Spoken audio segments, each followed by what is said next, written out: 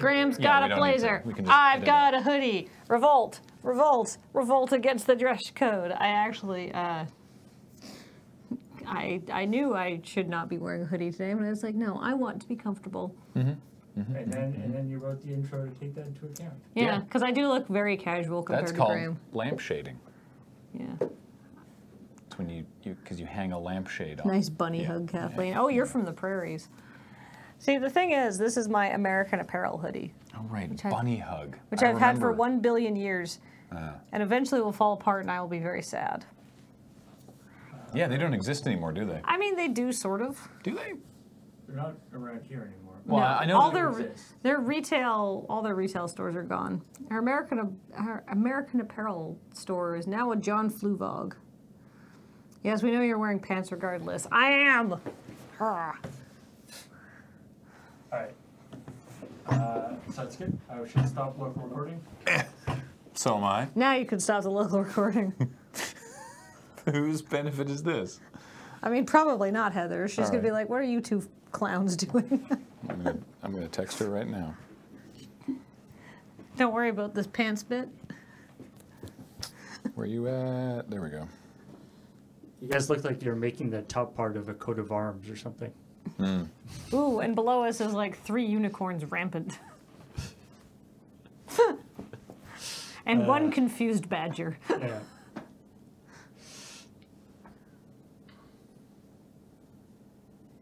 Great. So, hey, what's up? Picklesworth rampant. Rampant is the, like this. Yeah. Yeah. Wait. Let's make a coat of arms, Graham. Well, you got your leg up. Let me get my leg up. Okay, hold on. The CheckPoint coat of arms. Anchors rampant. 2 anchors rampant surmounting a table. Wait, Paul, get in here. What's Paul supposed to do? I don't know, be in the front. Here, we, like... Wait. It's not going to be lit properly. Paul can be en passant, I guess? Yeah. Perfect. There we go. All right. Whichever the lying down one is. I think that's passant. All right, shift. That's the one. Well, that's the one where you're really pissed. En passant. That's when somebody has dropped peas into your croissant. My clip got super broken. Yeah. I'm sorry for that. En passant is a moving chest, apparently. I believe you. I mean, rampant has multiple words and meanings, too. Yeah, it's a Dwayne Johnson movie. And Rampage. I know. let me make my wretched jokes. So hey, they took a bunch of music out of GTA 4, and they were like, yeah, music licenses were expiring, and I was like, man, you'd think that they'd last longer than. Oh, this game came out literally 10 years ago. Yeah, all right. You know. I still think that's dumb. Man. Like they almost. They managed to keep it, but they almost lost the Schweine, which is the song that plays like at the beginning when Roman comes to pick Nico up from the docks. And that's kind of important. It's like scene setting, right? So it's really silly. And to think, we did that video about the trailer for GTA 4. Which theoretically came out like 11 years ago. Yep. We've been on the internet for a long time. Sure have. And we've been around places that aren't the internet even longer than that. This October. 15 years. Really? Of Loading Ready Run. We should have some sort of celebration. We're going to. James made a channel for it in Slack and everything. He didn't invite me. Yeah, he did. He made one post. It was like, I want to do something in October. Don't worry about it for now. Mm-hmm. Don't worry about it for now. Kathleen was not nearly as grossed out by the Vaseline controller image as everyone else was. It's probably because like my hands are super dry and I get like eczema on them, so they're usually slathered in some sort of emollient. So I'm like, yeah, right. So you're thinking that a Vaseline controller could actually just be like a Life Pro Strat? I mean, if your hands are particularly dry, like mine are, if your hands get dried during gaming sessions, maybe you could just have both, combine them. You ever do the thing where you slather your feet in like some sort of like very thick hand cream, and then you put on like 2 pairs of socks and go to bed so your skin's not so dry? No. I have never done that. In fact, I believe I have never slathered my feet in anything. No. Intentionally. Yeah. I've stepped in things. When I first read the story, when I first read the headline, I thought this was a performance-enhancing maneuver. Oh, Dead Man Inc. Yes. Everybody's like, nope, nope, nope. And then a couple people were like, absolutely, yeah. Yeah, yeah, all dry skin of the world unite. So I thought that it was like a performance-enhancing, like you get your hand can slide across the controller with greater alacrity. But no. Apparently, he kept firing missiles off by mistake. Yeah. Yeah, he was not as good at the game. He did post a picture of the controller after they got it all cleaned up. Apparently, the controller made it through relatively unscathed. Oh, that's impressive. Yeah, in fact, it's probably like lubed up and really nice now. Yeah, apparently it feels great now. Non-conductive, lubricant. It's probably fine. The PUBG. The PUBG folks, man. Sorry. Dead Man Inc. says I can't make the dry skin conference. I'm just flaky. Oh, so they posted. They posted this as a Steam update that like, yo, the Chinese authorities have literally arrested 15 actual human beings, for cheating and for creating cheats and hacks and everything. And I imagine the comments are still like, the comments are still like, you've made millions of dollars with this game. I don't think you're doing enough to stop cheaters. And it's like they arrest not PUBG. They don't have that authority, but it's like they not yet. People arrested literal human beings. I imagine like then they're going to prison. I imagine the arrests are less for like making PUBG hacks and more like stealing people's like information. Well, making hacks and selling them is a problem, but also that they were stealing personal information is a big deal. Yeah. Yeah. It's not that people are being arrested for cheating in PUBG. No.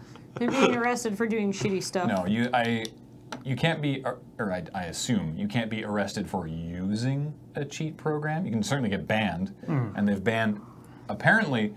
Like 13% of their player base or something. Yeah, according to publicly available stats, estimates are that they banned 13% of their player base. But like nothing to do with like cheating in the game isn't illegal. It's just against the terms of service and stuff. Yeah, exactly. But stealing people's information and selling stuff to be used for bad purposes is a whole other thing. Yeah.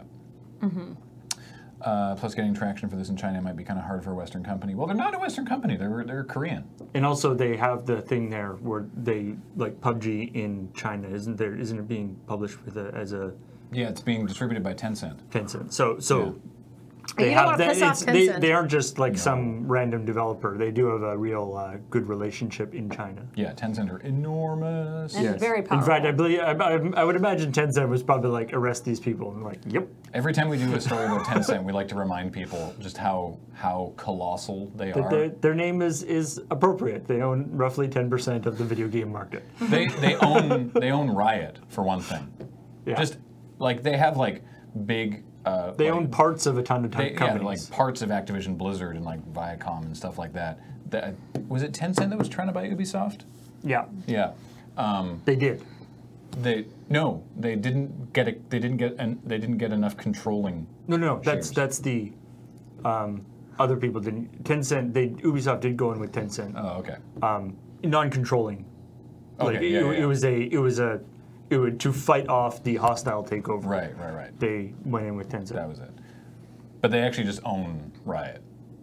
Just all of it. Yeah, a couple Fishman does point out that 13% of people who've been banned might be a little bit inflated because it's like the kind of people who got banned for cheating and then made a new account and then cheated again and got banned for cheating. Yeah. So it's probably not like 13% of all overall players are cheaters. It's probably that you have a persistent cheating problem. Vivendi was trying to take over. Well, it's probably it's probably like bots and crap too. Like it's not like 13% of the people who bought the game. Yeah. But anyway, there's a secret in the map of God of War. I really liked story. It's like it's a heck of a gamble that someone actually opened their collector's edition. Yeah. I love that. I'm just basing it on experience of people like buying a collector's edition and looking at it once, then putting everything back, or just leaving it sealed for 9 years to appreciate dust and value. Yeah. The what's neat is part of the like decoding process, like because there's a big chunk of text on it that tells the story of these two brothers, Right. who are the vendors in the game. Yeah. Oh, okay, right. And in the game, you only ever encounter one of the two brothers, like at any point, like they're never together. Okay. And so people actually, part of decoding this thing was actually using the information on this thing, which told about the brothers and stuff in the game to track the path that the brothers were taking, like their journey. Oh. Because which is illustrated how Kratos meets up with them at each given these different places. That's so cool. And yeah, it's a really interesting article. I know that create parameters and let the computer go doesn't sound necessarily that new or interesting, but the Infinite Pirate Generator had some really interesting tech going on in it to create such a breadth of different looking characters. It's really cool. So yeah, there's a Gamasutra article that does a sort of a deep dive on all the things that they did. It's an interesting sort of compromise between the was it Rust, which your character gets generated and you can't change, and fully custom. This is your characters get automatically generated, but you can regenerate them as many times as you want. Yeah. So you can keep going until you get one you like. I think you get like a pick of.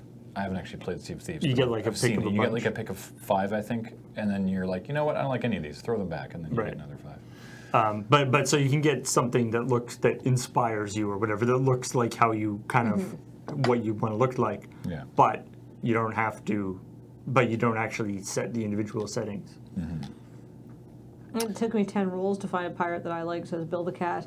I mean that doesn't surprise me. If you have something that. Wish you did given us sliders. But people will abuse sliders. I mean, unless you make the sliders like so minor that it's kind of pointless. People will do silly things with them, which is not necessarily bad, but obviously for this game they decided they didn't want that. Yeah. I have a dumb question. How do you give bits? There should be a little button down in the corner of your chat, and then you type cheer and the number. With no space, right? Exclamation point, cheer. Is it exclamation point? Yeah, to make it a command. Right. Anyway. Stories we didn't talk about. Oh, right, and then there's that Battle Royale tabletop game, which I'm curious about, but... Yes, exactly like that. Build a cat. Do what Build a Cat just did. Yes. As many people as necessary, please demonstrate how to use bits. By the way, well played. Yes, smart there. Ooh, board games. Inkslayer says Clever. yes. And Contingent Cat. Oh my goodness. So yeah, Stardew Valley's multiplayer mode is in beta. You don't. Yeah, you did. Paul, Grave, you were right. You don't do an exclamation point in front of the chair. I apologize. I'm just used to exclamation points, but that's. I was for robot confused commands. too, honestly, but I was like, I apologize. No exclamation point. I did all the wrong things. All right. So stories we didn't talk about. Did you read about the Stardew Valley thing? Yeah. Stardew Valley has multiplayer and it's sweet. Yeah, and then some of the features that they're adding. So you have the host, and then up to 3 other people can join in as. So in the game, they join in, and in the context of the game, they're farm hands on your farm, but. The way they implemented it, you can the money that is raised on the farm gets split up, and so you're all working together. But the people coming into the game are technically called farm hands, who are working for you. Also, you can as with normal Stardew Valley, any of the people who come into the game can court and marry and divorce anybody in the town, Somebody including can each goozle other. you on your waifu. They can also court and marry and divorce each other. Oh, Which is nobody kind needs of that kind interesting. of drama on the farm. Blue Mage 76 cheers with 500 bits. Inkslayer cheers with 1,000 bits. Matt Board Games gets there with 100 bits after we ferociously misled them. I mean, we'll do a big bittle welcome. At the I know, end, but everybody was. I just Yeah. wanted to continue from the bit. Fair. Here's I don't even know why this was a story. This is literally Just a one-off thing. soccer player takes shirt off. And then his friend is like, And then rapidly that's puts not shirt okay. back on. Yeah, it's TOS. I want to say Dele Ali from Tottenham Hotspurs. Yeah, he is a hot Tottenham, isn't he? Sorry. He's a Premier League football player from the Tottenham Hotspurs, and he was streaming Fortnite. And as we all know, football players are used to taking their shirt off at the least provocation. yeah, exactly. And he was a little warm playing Fortnite and took his shirt off. And you're not supposed to be bare torsoed on Twitch. And then Violating the person he was playing with, was like a teammate, was like, you got to put your shirt back on. So he put his shirt back on. Look, if we make That's the exceptions story. for super cool, awesome, extremely fit footballers, then we Yeah. have to make exceptions for everybody. Yeah. So there we go. Oh, Sam Wonk, who knows who this person is, says, good player, had a disappointing season this year.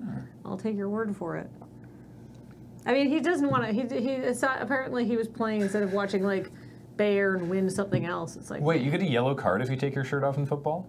Wow. no, not if you're doing it at the end when they trade the jerseys to be sportsmanlike. Right. So they I do mean, in the you World literally Cup. have to take your shirt off at I that remember. If you do the thing where you pull it up over your head and run around going, because That's you just got a prob- goal, is that you're not allowed to do? That or would- does that count as off? Or point. That would Counts as probably be BM. that counts as pretending to be a ghost, which is also a yellow card, I believe. Philippe Modesto said you do after a goal. Okay, yes, after a goal. Okay, all right. It's a recent thing. All right. I do like, by the way, though, this Kotaku headline. Mobile game Hogwarts Mystery is like a Harry Potter book that keeps asking for money. It's just got particular. I tried to do a story on this. I got like, as far as looking up like what curse people would cast to like get rid of these microtransactions, and then like I was reading the Harry Potter wiki for like 20 minutes, probably wasting time, and I was like, the story here is that game has shitty microtransactions. It's got the free to play energy mechanic where like you can only do stuff so often. And then it's like, nope, now you're on cooldown and you have to stop playing until you give us them money. $5. But there's no opportunity to just be like, just have $10 and never speak to me again. Or even just have $40 and never speak to me again. the I thing- would be fine. The thing that really pissed people off about this one in particular is that it's gated quite early. Mm-hmm. Yeah, And normally they reel you in for like a long time to like really get you hooked. It's like 3 or 4 hours before they start gating that shit, and this is like half an hour or something. And where it gates it, there's like no possible way you could have earned anything, substantial. Yeah. Oh right, which is Anarin. pretty bull honky. I totally forgot about that. So the new EU privacy things. Have you all, as I have, gotten a variety of emails over the past 20 week? emails. Yeah, from literally every online service who just happens to, for whatever reason, just randomly for fun, be updating their privacy policies? Well, that's because of a new European Union regulation that's going in about what corporations can and cannot say in the privacy policy. It's broadly speaking, it's consumer positive in that they have to be really explicit and use clear language about what their privacy policy actually is and that they can't sell your information and all that stuff. The GDPR. And it's the big change that people have to make is that they have to make it possible for you to actually delete yourself. Yeah. Yeah. You have to actually be able to be removed. So what Anarin mentioned, which I read about last week and totally forgot about because I did want to talk about it, is that MMO Ragnarok Online, they decided, no, we're not going to do that. So they just said, anyone with a European account, you're getting banned next month. Yep. Sorry, bye. It's not cost effective for us to actually update our system to allow you to. Yeah. So to do what to bring it into compliance. So there's the door. Yeah. The problem with some sort of Ragnar exit. GDPR is actually very good for consumers, and it is a huge pain in the ass, and I feel bad for anybody who's having to sort of work with the fallout of it, but overall it's good. Basically, like, you know, it's a good change, and makes it much more explicit about what they're going to be doing with your data and not reselling it and allowing you to actually get out of the system. People still play Ragnarok online? Well, I guess not enough. Well, I mean, that's the thing, right? It's like with any of this stuff. It's like, if it, you know, it is a good change, but it adds a bunch of developer work. Yeah. And so if they look at it and be like, oh, you know, it's like the thing with music, right? Yeah. Like swapping out music in a game isn't that hard. But if the game doesn't warrant any time putting into it, then, like, thankfully GTA 4 actually is successful enough that it warrants in putting some developer time into swapping out the music. Other games that we've talked about previously, the music things elapse and they're like, okay, we'll just take it down. We can't, it's not worth our time to have a developer swap out all the music, so we'll just take it down. In the same case for this, for some things, and I've heard actually quite a few stories, you know, I look at various like programmer, you know, hacker news and programmer Reddits and stuff, and quite a few people talking about like little projects that they were working on, that they had like done, you know, a year ago or whatever. They're like, there's no point, like it's way too much work for me to actually figure out how I'm compliant with this thing. Yeah. I have like 3 people who are using this. I'll just take it down. They'll Ragnarok Online will give anybody a refund if they made purchases from February 1st. But, you know, anyone who's been playing it over the last 14 years is like, well, goodbye. Wow, I'd be so pissed if something I'd put 14 years of my life into shut down suddenly. That's super sudden too, and because of this, right? Because of like, we don't feel it's profitably viable to update our privacy policy. So goodbye. Oh, well, it's not just updating their privacy policy. It would require a lot of work. Yeah. Oh yeah. No, I know. But the impression, right? Like as a player, the impression would be that the company is saying you are not worth us doing this much work. Yeah. Which is true. Yeah. Yeah, I feel like it's not just like I've lost a bunch of stuff. It's like you probably have a lot of like people you play with and friendships and like things and like, you know, like that's like one of your social outlets. So I feel really bad for all those people. And in fact, probably the people who are still playing Ragnarok Online are doing it because their friends are all playing, right? Which February? This February. To be fair, though, there is some anger, or there is some annoyance with these things because, like, this was set up like a year ago or more. Yeah.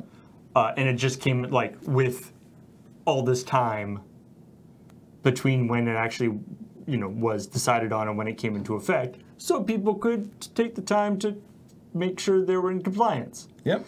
And all these companies were kind of playing chicken on the like, it's not real, like it's gonna be overturned. We probably don't need to do this, and then it didn't. Yeah. Surprise. Yeah. Also, Super Monday Night Combat.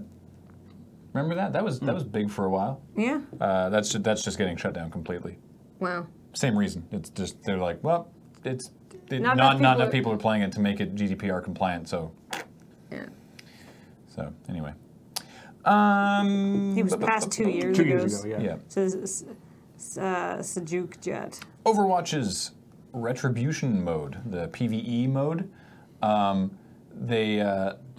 there are certain situations wherein the AI will do a slightly stupider thing to make the human player feel cooler. Yeah. It's actually pretty amazing how they set it up. Like, they deliberately have put stuff into it they're like, it's like when you fire off your alt. Yeah. like the example they gave was like McCree's alt. Yeah, If they're saying like we could have programmed it, and the AI is smart enough that you fire that off, and most of the time everybody dives behind something and you don't hit much.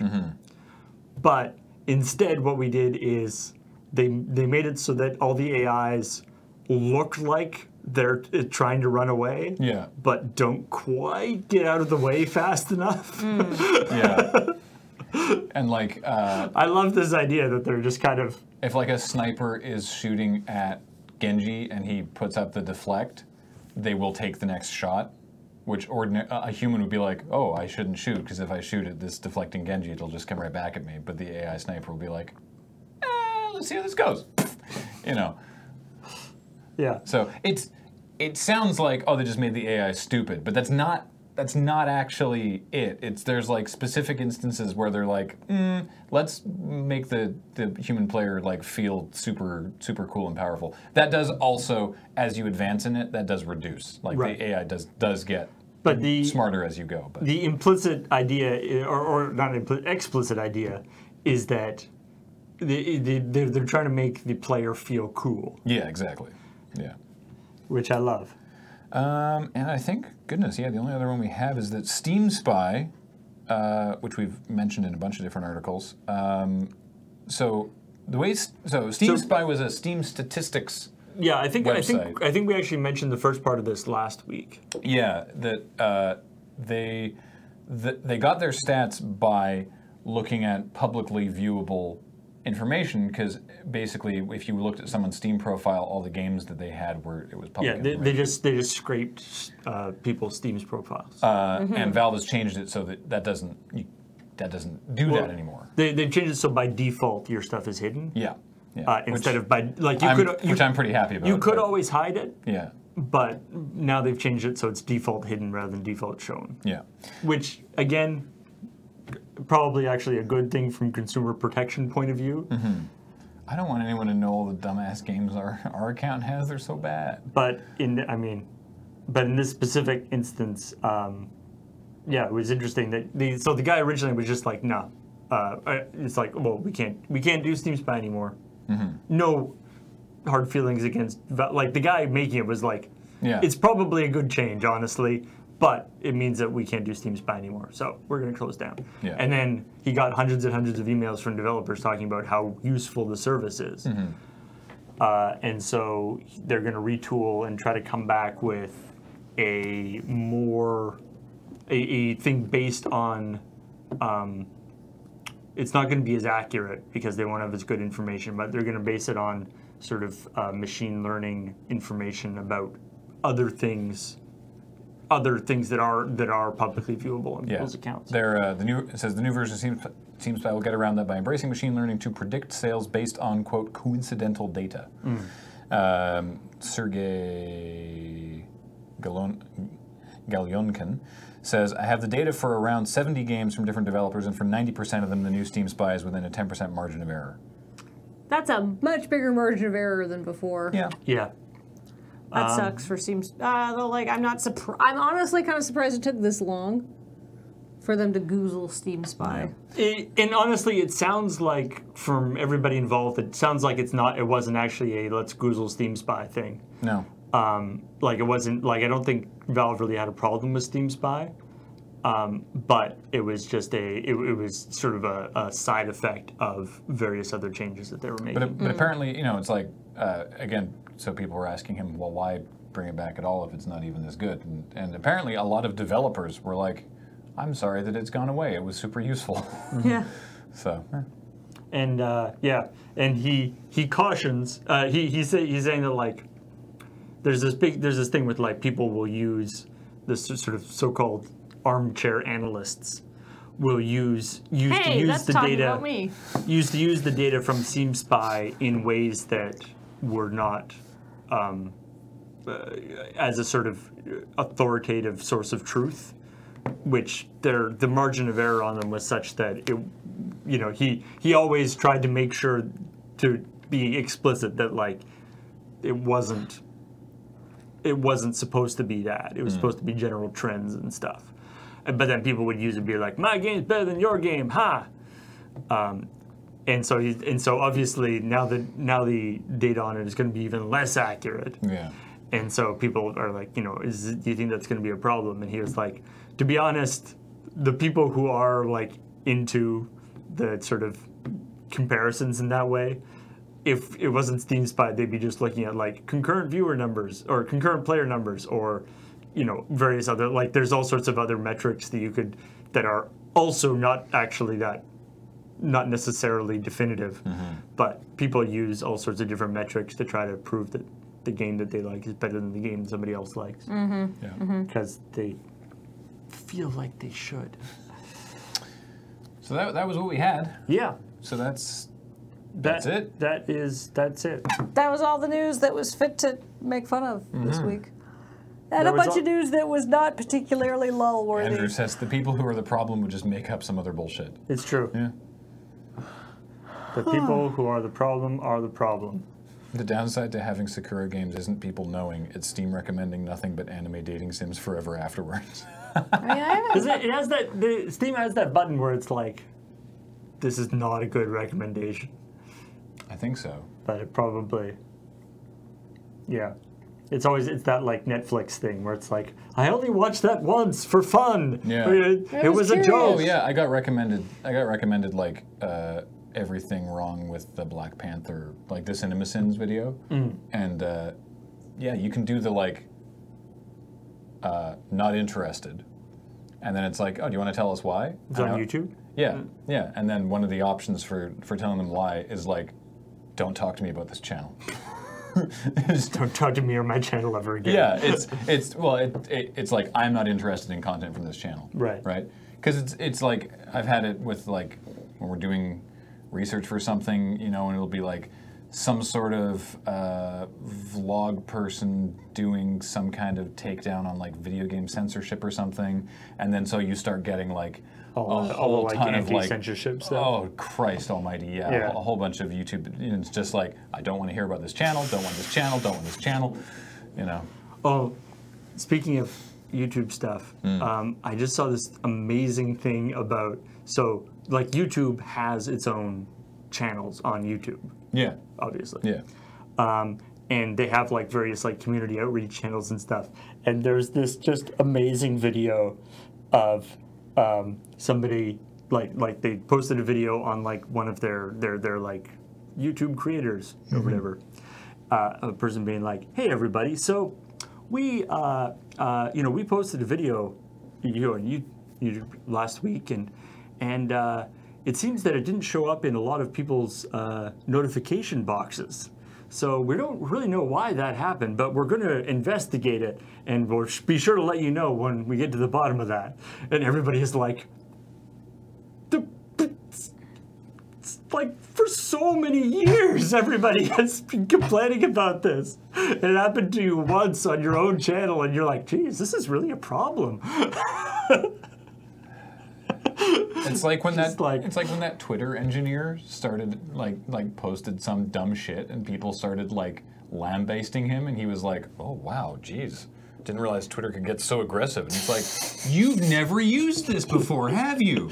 Holy shit, you have no idea. Wow.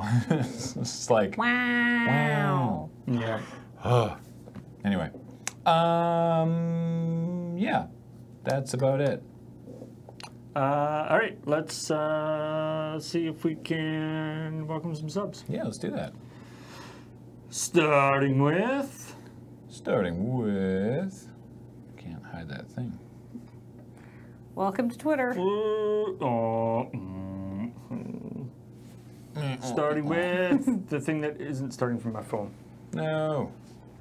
I mean, who hasn't gotten hate messages on Twitter, says Thor Sokar. I haven't. Paul doesn't have Twitter. Yeah, Paul's figured out the way to avoid people being like, stupid on Twitter. Big brain thing. Yeah. Expanding brain meme. Just don't have Twitter. Oh, right. I hit it. Okay. That was like 50% my fault. And 50% also the fault of the script that I wrote. So mostly my fault. Hey, Race Dragon. Oh, sorry. For I 7 was months. Looking at apparently some of the... Reinhard Recker for 16 months. Do you know what I really enjoy? You guys. Thanks as ever for all you do, especially loving the new content. Thank you, Reinhard Recker. Apparently some of the Ragnarok thing is maybe not correct. Conda020946 with a 5-month resub. I cast High Five for 1 white mana. High Five Kathleen, Graham, and Paul. They each get 1 life. I get 3 lives. Nice. Oh, hey. Bandwidth Raptor for 28 months. And yet the Armadillo for 6 months says 2/3 of the way to a sub, baby. Get some sub diapers. Rocario with a 13-month resub. Oh no, 13. That's unlucky, right?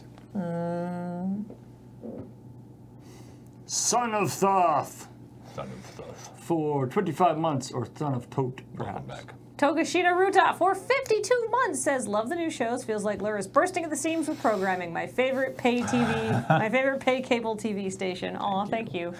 Iron Water, a brand new sub. Welcome to the channel. Sounds like a lot of energy drink. Yeah. Generic Evil Genius for 4 to 7 months. A reminder for Mirnus, Sam loves you very much. Aw. Draxov for 4 months says, finally caught this live again after a busy month. Love the pilot for Road Quest. You will definitely have my support to keep up the great content. Thank you so much. And Loki892 with an 11-month resub. Hey, I remembered the thing. Congratulations. Laser123454321 for 19 months. Good afternoon and good reserve day. Saya Saya Oragaya for 4 months. Blacklist87 with a 9-month resub. Sub baby, get in my belly. No, it's the other way. You know what? You do you. Azure Shock for 2 months. Hugs. Hugs. And Bud AV has subscribed for 14 months. Thank you, Bud. EC Jones, 1975, with a 52-month resub. 52, that's more than 51, but not quite 53. Correct. Fuzzy Genius for 11 months. My almost anniversary. Almost a year anniversary. Idiot Intellectual Hippo for 12 months. That is 1 year. Hey. Mirror with an 8-month resub. Welcome back. Orthogonality for 46 months. 2 more months till it's 4 more years. And DeGraff for 13 months says, I resubbed more Amazon money for y'all. Thank you. Get that Amazon cash. Illiterate A with an 11-month resub. Welcome back. Fracaswell for the 56th month. Thank you so much. Coriolis Storm for 5 months.